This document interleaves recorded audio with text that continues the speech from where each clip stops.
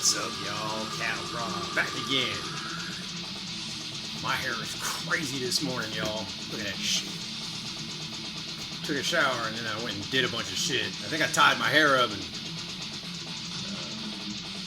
didn't pull it down, let it dry. It dried all tiled up, so it's all curly as shit.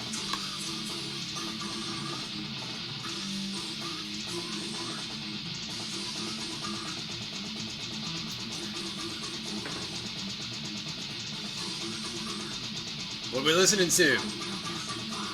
Lucas and Bile. Piemia? I think that's how you say that. It's a cerebral cereal.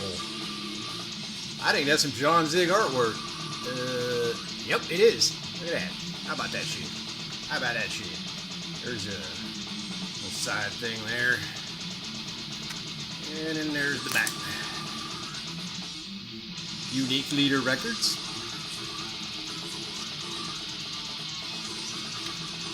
Oh yeah, more John Zig art. I think it's a close-up of the corner there. Oh, that little goat skull, a little faded goat. That's cool right there. Yeah, that little picture is right there, I think. Yes. Is it? No, it's not. Weird. Anyways. The dude's like, I'm gonna reach into your brains and eat it and shit. Oh, there's a man. Look at that. You don't want to see that. Oh, it's right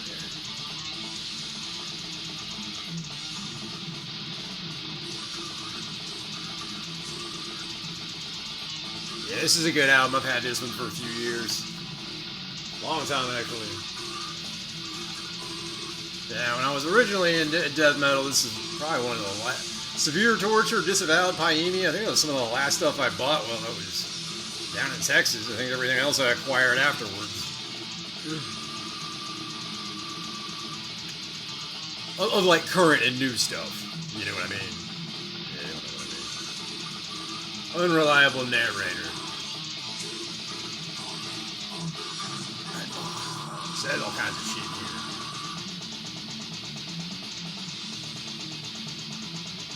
Anyways. Pull it back one more time. Yeah, it's a badass fucking album. After a while, that blast gets kind of tiresome, but they do a lot with it. They make it sound cool, you know. Oh shit, man! Y'all see that video? Live video, Kernagia that Justin put up. I thought that was cool, man. That was the lead singer from Embalmer. That dude's still tough as nails, dude. Like, shit, he's like in his 50s now. He's still just buff and tough as shit. Hell yeah, some brutal Ohio motherfuckers. Hell yeah. And then Rotterdam and then Rochefort or whatever, they played there. And then Putrid Pile. Damn, to a sold out show, no less. Man, that's cool. Missed that one. That would have been a good one to go to. Y'all know that dude Cat Shades, the pink flat brim guy? Yeah, I read his comments every now and then. He comments on my shit every now and then. I've checked out some of his videos. You know. He was talking in the comments about narcotic Wasteland. I knew I was going to get that wrong. Narcotic Wasteland. From Dallas Toller Wade. Dallas Wade or whatever from Nile. Back in the day, he was in Nile. I met that dude many, many years ago when he was playing with Nile. He got a new project. He's not with Nile. I noticed that Nile had other dudes now. Except for that Carl Sanders guy. But yeah, Dallas Toller Wade from Nile, Narcotic Wasteland. If you haven't checked that out, it's pretty good. The Narcotic Wasteland, a lot of his songs are talking about, you know, the horrors of drugs and what they've done to our country and done to our people. You know, and not just ours, but people all over the world. I mean, like the Chinese opium crisis back, the British gave them a bunch of opium, fucked them up. Y'all heard about that? Man, look that up, dude. That was like in the 20s or 30s or something.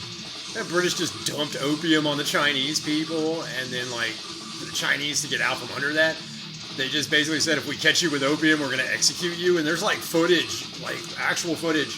It's all grainy, black and white and shit. of like these dudes who were caught with opium, and they're given their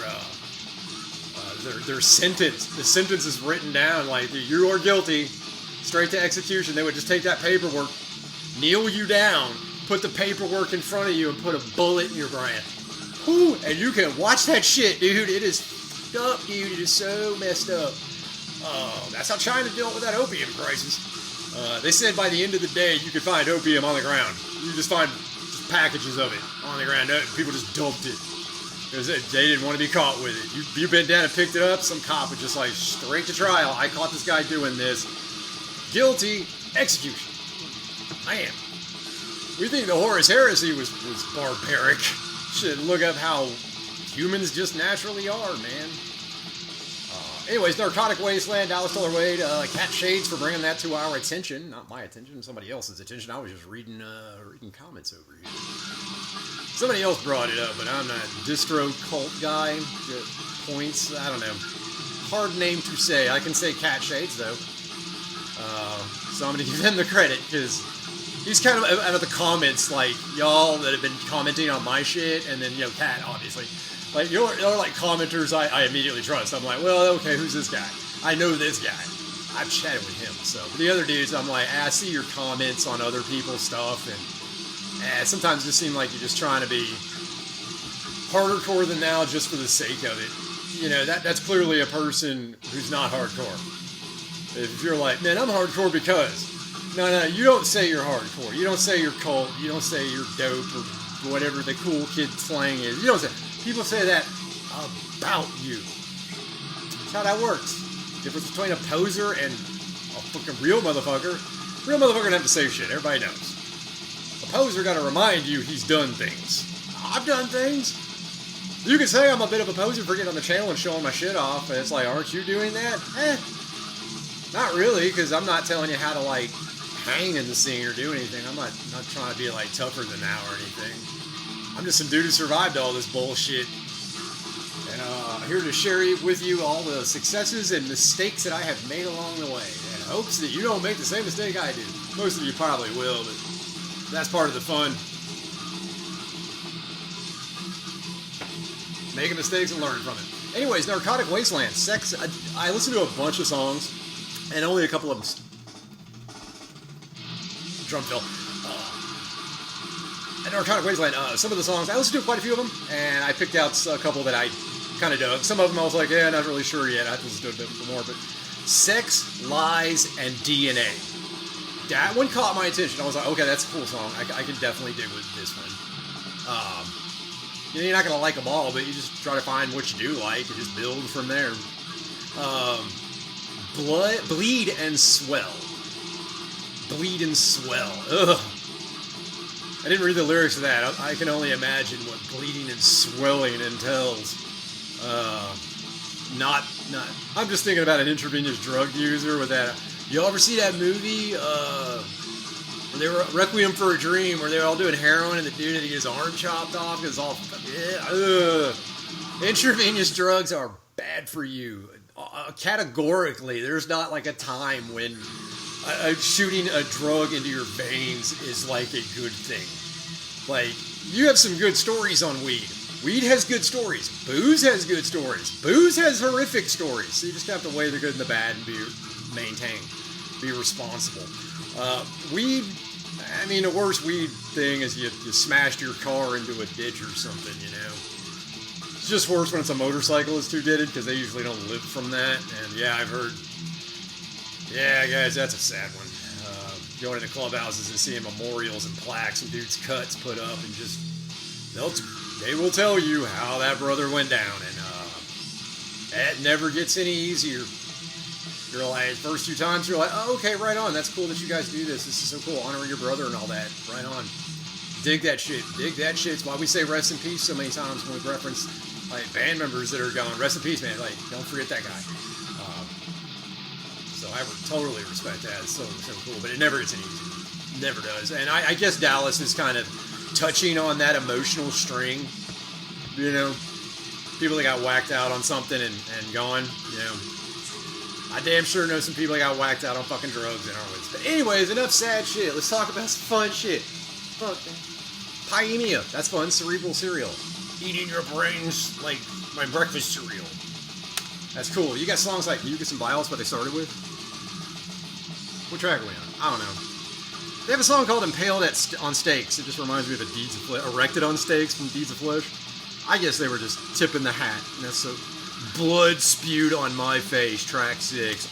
Oh, yeah. Yeah, that is a...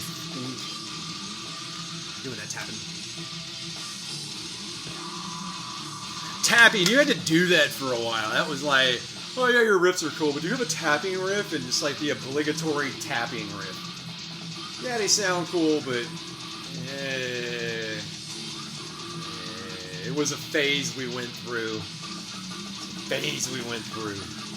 Oh man, so yeah, like the other day, some of y'all may have saw that video where I was talking about entitled people.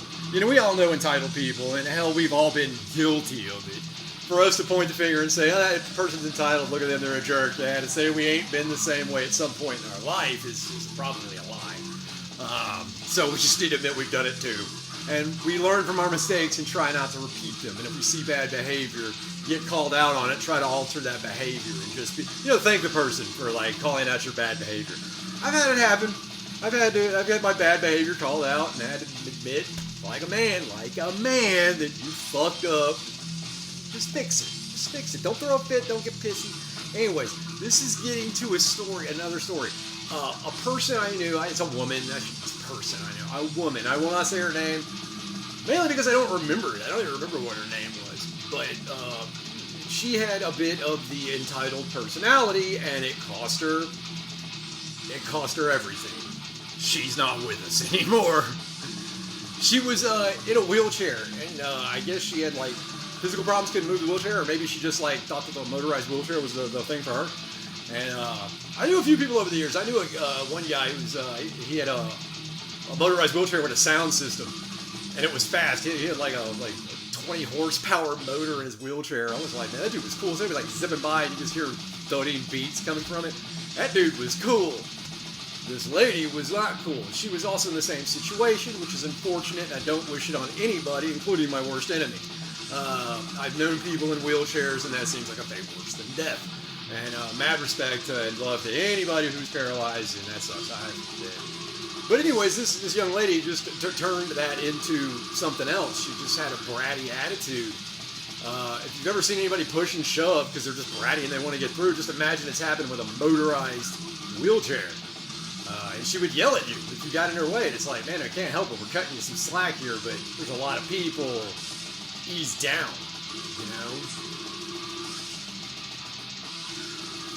She didn't want equal treatment because she was getting as much space as anybody else was getting. In fact, we weren't even touching her, and we're touching each other, trying to get by her. Like, if anything, we're giving you more. She didn't want equal treatment. She wanted better treatment. And that's where that entitled shit comes in. Equal treatment. I agree. Equal treatment for all. You come up to me for the first time, I'm just going to take you as you come. And I do believe in equal treatment for all. Equal treatment under the law. Those are the rules we're going to have. Let's use them. And if those are the ones you agree on, well, I'm not going to disagree with that one. But this preferential treatment is what some people really like. Well, this young woman in this wheelchair, she would scooch past, and I saw her one time go through intersections with much clarity, extreme haste, to the point that I was curious whether or not she had the right of way. I wondered a few times if she even had the right of way. One day she did not have the right of way. And she danced with a dump truck. I don't know if you know anything about dump trucks, but they don't stop on a dime. Especially if they're loaded. Now, that driver is supposed to be aware of all that stuff, but even the best driver in the best truck, with a quarter-second reflex time, when something's darting out in front of you, sometimes it just isn't enough. I don't know if you've ever hit an animal before. Sometimes you don't get it. Like, a possum, man. They had all the damn time in the South. A freaking possum. And you're just like, damn, sorry. But yeah, a wheelchair chick, decided to push her luck one too many fucking times, and that was it. I said I wasn't gonna make this sad. Oh, whatever. Don't be entitled. Don't be entitled, and don't be a poser. Listen to Pyemia, Cerebral Cereal. Cattle Prod approved. I've been listening to it for years. How long have you been listening to it? When does it come out? 97, 98, 99? 2000 maybe? Whenever it came out, I've been listening to it. The damn thing's 20 years old at least. Been jamming it. Still jam your Unique Leader stuff, man. I never stopped listening to metal. I was never in the scene after a while. Like 2005, I just kind of dipped and didn't want to be a part of anything. For real, anything. I never stopped listening to metal. I still had the albums. I still spun them. Like, what was that going to do? Well, I'm not in the scene anymore. I guess I'll go listen to some Tom fucking Petty. Oh, man. Fuck that shit. No, I still spun metal. I still knew what was real. I just had less and less metal shirts as the years went by. And now you've seen what few old shirts I still have. I've shown them off on the channel. Yeah, I sport all new shit. Well, I am back in this motherfucker. I'd say back in this. I don't know, I'm just doing a YouTube and going to one concert. I live in the fucking hills, man. I live in the fucking mountains and shit. I stay up here. I don't want to come down. But I will come down. Plus I'm dead by dog. Yeah, we'll come to that, though. Hell yeah. That'll get me out of the house. That'll get me off the hill. Get me out. Recreating, shaking hands, meeting some new people, meeting some old people. I'm sure there's going to be people there I've met before. Very few, but Baxter's one of them. Can't wait to see the Gurge. What else we got? Shit, we had 16, almost 17 minutes now. Y'all enjoying Pyemia? What track we on? I don't know. I'll go find out. Oh. This is it. This is Blood Spewed on My Face, track 6.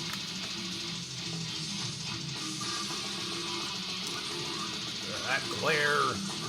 Yeah. This print's hard to read.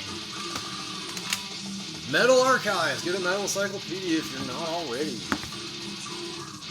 Learn all about stuff. Boom. What else we got on here? Alright, let's go disturbing. I got... Is it morally wrong? Anybody down below, comment below. Can't believe I'm going to do this. I'm actually going to say this. I got a friend of a friend. The friend of a friend has a daughter that has Down syndrome. And the Down syndrome kid is apparently having some kind of relationship with a step-sibling or a sibling. So it's like, wow, that's fucked up, man. Like, is that real? I heard some weird tale of, like, is it morally wrong to do that? I don't know. Y'all, I want to see y'all's responses down below. Oh no, they're not even related, so I don't even think they're step. Yeah, there might be step or whatever, step siblings. Can step siblings have a relationship? Is that morally right, morally wrong? What's the line? We say, like, if you're directly related to somebody, that's incest and that's a no-go. You're right, it's a no-go unless it's for fun. And then awesome, go for it. But is that morally wrong? I want to pose that question because we've got like some weird things going on in the world today, and I just like seeing where everybody stands on ideas. Okay, so step siblings, can they have a relationship? They're not blood related; they only know each other. I've got stepbrothers, and I only know them. I don't hang around them. I've never lived with them. I just know who they are.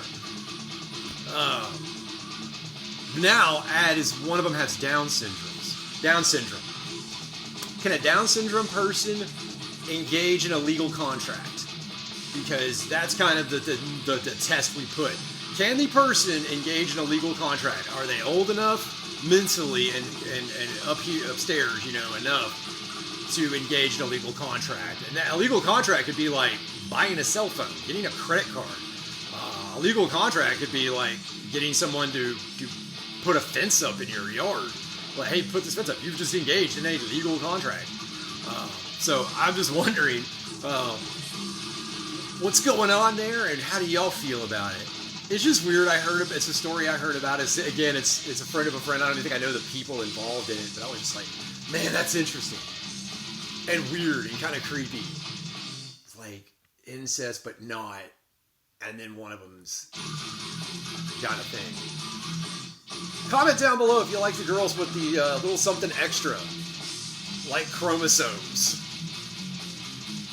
It's a sick joke some dude told me back in the day. He's like, I like girls with something extra. Extra chromosomes. Anyways, that's been Paemia and me. I hope y'all are having a good one. We'll see y'all next time. Oh, I have a closer. I want to start doing a closer. This is your Appalachian warlord reminding you, if it's not voluntary, it's tyranny.